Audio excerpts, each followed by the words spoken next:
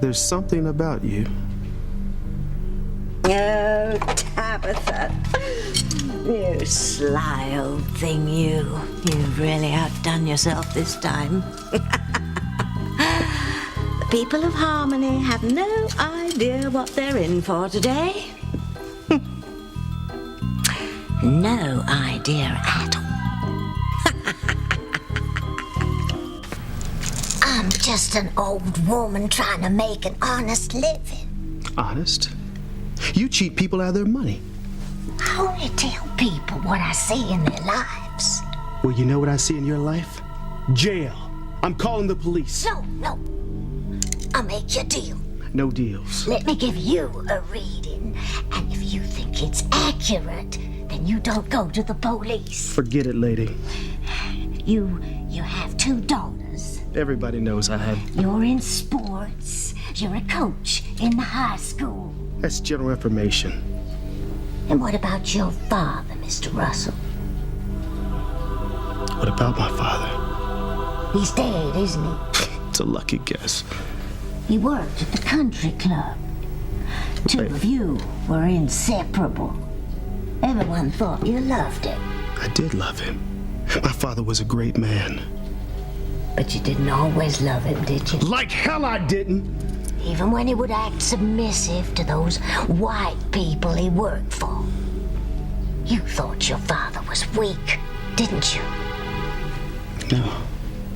The way he'd say, yes, sir, and no, sir, and laugh at all those rich white bigots and their pathetic jokes, all for a tip, even if it was only a quarter. I never told anybody that.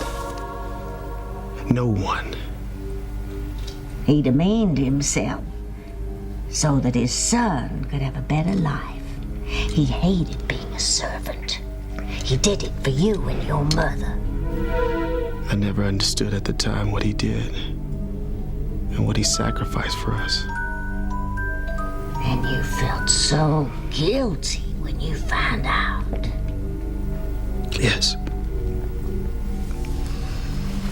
And then your daddy died of a broken heart. With all that business with your leg. Wait a minute. How did you know about my leg?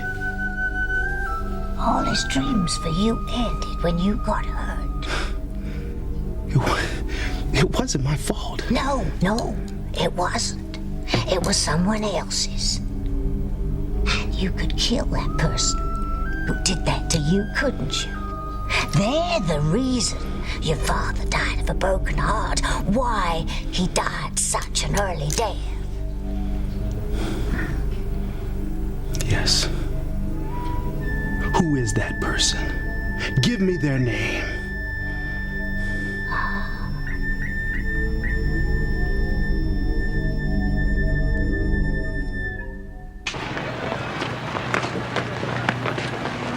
Okay, Jessica's not around.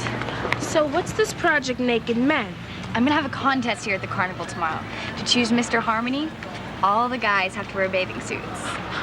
I like that idea. But how is that going to get Miguel interested in you as a woman? Well, I'll make sure Miguel wins first prize. Which is?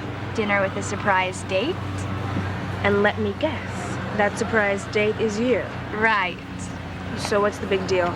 It's not like you and Miguel haven't had dinner before. I hardly count pizza with Miguel and half the softball team as dates, Simone. This is gonna be just the 2 of us. I'll choose a romantic restaurant, wear a sexy dress. We'll sip champagne by moonlight. First of all, no one's gonna serve you champagne because you're underage. It's just an image, Simone. Why do you have to take everything so literal? Literally. I'm just sick and tired of Miguel looking at me as his buddy. By the end of the night, I want him to look at me as a woman. His woman. So what do you think?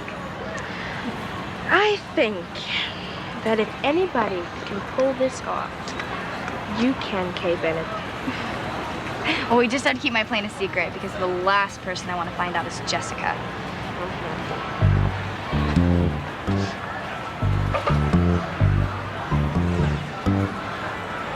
Chocolate swirl. It's your favorite. must be 1,000,000 calories in that. What difference does it make? If that's the only man worth dieting for. Teresa, you'll be after another guy in like a week. No, Ethan was the only one for me. I'll never love anyone like him. You know, hearing about Sheridan's engagement got me thinking about something. What? Us. After I finish the contracts I've been working on for your father, the two of us are going to Paris. I'll have a great time, and it will give me a chance to meet Sheridan's fiance. Check him out. Make sure he's right for her. Well, she seems to think he is. She's been wrong about men before. You're so protective of your aunt. I think it's sweet. I care about her. She's had it kind of rough. She told me a little bit about it in Paris. She did. How after her mother died, her father, your grandfather Alistair, pretty much ignored her. Let nannies raise her until she was old enough to go off to boarding school. Hopefully, Jean-Luc will make her happy. He'd better.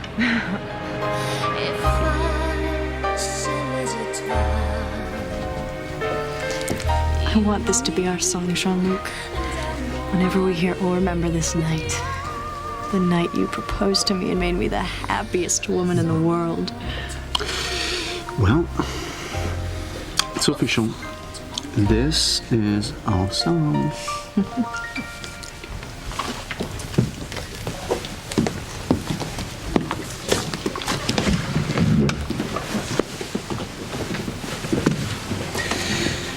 I'm going to order more champagne, okay?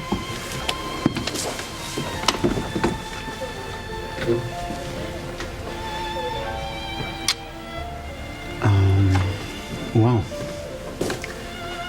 What was that for? I couldn't bear to lose you, Jean-Luc. How can you say something like this? I asked you to marry me, didn't I? Smile, my little one. I love you. Only you.